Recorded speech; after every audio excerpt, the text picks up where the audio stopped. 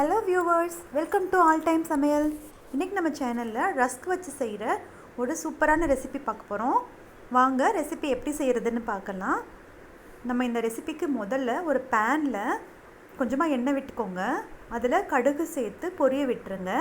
கடுகு பொரிஞ்சதும் கருவேப்பிலை கொஞ்சம் சேர்த்துக்கோங்க. கருவேப்பிலை கொஞ்சம் பொரிஞ்சு வந்ததும் சோம்பு ஒரு 1/4 ஸ்பூன் அளவுக்கு சேர்த்துக்கோங்க. சோம்பையும் சேர்த்துட்டு நல்லா மிக்ஸ் பண்ணி விட்டுருங்க. இதில் மற்றபடி ஜீரகம், மிளகு அது எதுவுமே சேர்க்க வேண்டாம். இதுவே ரொம்ப ஃப்ளேவர் அமேசிங்காக இருக்கும். நல்லா சோம்பு மட்டும் கருகிற அளவுக்கு வறுத்துடணும்.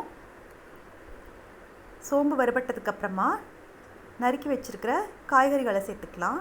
நான் இன்றைக்கி குடமிளகா ஒரு 2 ஸ்பூன் நறுக்கி வச்சுருக்கேன். அப்புறம் கேரட்டு அதுவும் ஒரு 2 ஸ்பூன் அளவுக்கு பொடி பொடியாக கட் பண்ணி வச்சுருக்கேன், அதை சேர்த்துக்கலாம். இதில் நம்மளோட சாய்ஸ்க்கு என்ன காய்கறி வேணாலும் போட்டுக்கலாம். உருளைக்கிழங்கு வேண்டாம், நமக்கு இந்த காய்கறி தான் வேணும் அப்படின்னு நினைக்கிறவங்க இந்த காய்கறிகளை நிறைய சேர்த்துக்கலாம். ஆனால் உருளைக்கிழங்கு கண்டிப்பாக சேர்க்கணும். அப்போ தான் பாண்டிங்க்கு நல்லாயிருக்கும், பைண்டாகி நல்லா பிளெண்ட் ஆகி வரதுக்கு. இதில் கொஞ்சமாக உப்பு சேர்த்து கலந்து விட்டுக்கோங்க. உப்பு சேர்த்து கலந்ததுக்கப்புறமா கொஞ்சமாக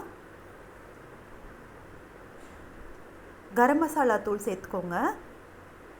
அப்புறமா ஒரு 1/2 ஸ்பூன் அளவுக்கு சில்லி பவுடர் சேர்த்துக்கோங்க.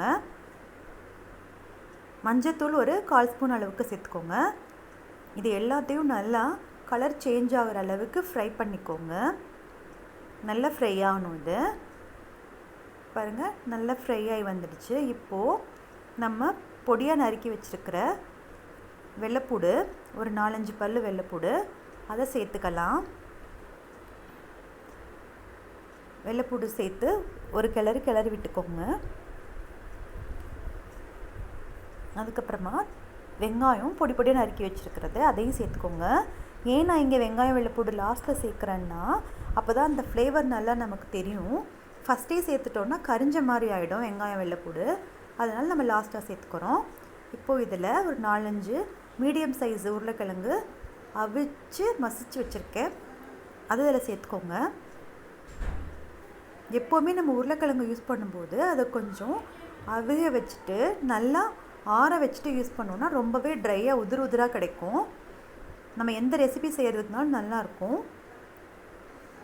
பாருங்கள், இது போட்டதுமே ஈஸியாக செஞ்சிடலாம். இப்போது இதை நம்ம ஒரு பிளேட்டில் ட்ரான்ஸ்ஃபர் பண்ணிக்கலாம். இந்த பொட்டேட்டோ மசாலா இப்போ ஸ்வீட் ரஸ்க், நார்மலாக கிடைக்கிற ரஸ்க் இருக்கு இல்லையா, அது ஒரு பேக்கெட் அளவுக்கு எடுத்துக்கலாம்.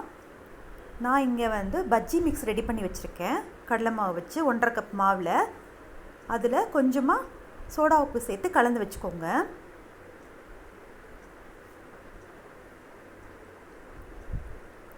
இப்போது நம்ம எடுத்து வச்சுருக்கிற ரஸ்கில் இந்த உருளைக்கிழங்கு மசாலா இருக்கு இல்லையா, அதை ஒரு லேயர் மாதிரி அப்ளை பண்ணிக்கணும். இது நிறைய அப்ளை பண்ணாலும் நமக்கு கவலை இல்லை, அது எண்ணெயிலெல்லாம் பிரிஞ்சு போகாது, நல்லாவே இருக்கும். இது மாதிரி எல்லா ரஸ்க்லையும் நம்ம அப்ளை பண்ணி வச்சுக்கலாம். இப்போ ஒரு பேனில் எண்ணெய் ஊற்றி இதை நம்ம ஷாலோ ஃப்ரை பண்ண போகிறோம். அதுக்கு நான் எண்ணெயை நல்லா காய வச்சுட்டேன். எண்ணெய் காஞ்சதுக்கப்புறமா நம்ம செஞ்சு வச்சுருக்கிற ரஸ்க்கை அந்த கடலை மாவில் டிப் பண்ணிவிட்டு அப்படியே எண்ணெயில் வச்சிடலாம்.